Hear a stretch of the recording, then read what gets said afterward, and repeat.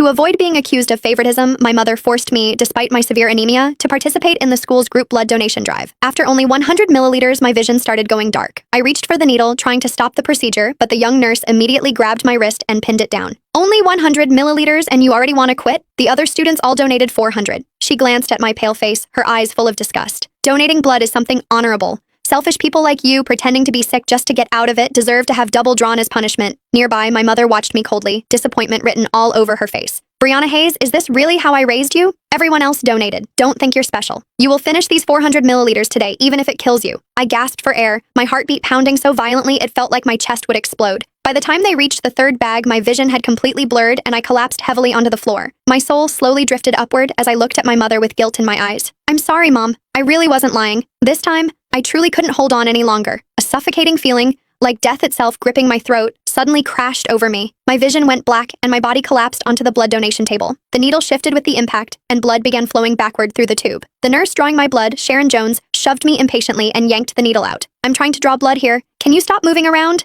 Now I have to stick you again. When I did not respond, a flash of disgust crossed her face. She gripped the needle and drove it hard into my arm. Oops, missed the vein. You don't mind, right? Sharon deliberately stabbed me several more times before finally stopping, leaving my arm bruised blue and purple. However, by then, I could not feel pain anymore. Well, I'll give you credit for enduring it. No sense of collective spirit at all. Everyone's donating blood and you're here pretending to be sick and fainting. It's only 400 milliliters. Everyone else donated. You're the only one acting delicate. She switched out the blood bags without even looking up, muttering under her breath. Mrs. Cole is such an outstanding person. How could she possibly have a daughter as selfish and irresponsible as you? The students lined up behind me began whispering among themselves. I heard she has severe anemia and still came to donate blood. Did she actually die? No way. Didn't the nurse say she was faking it to get out of donating?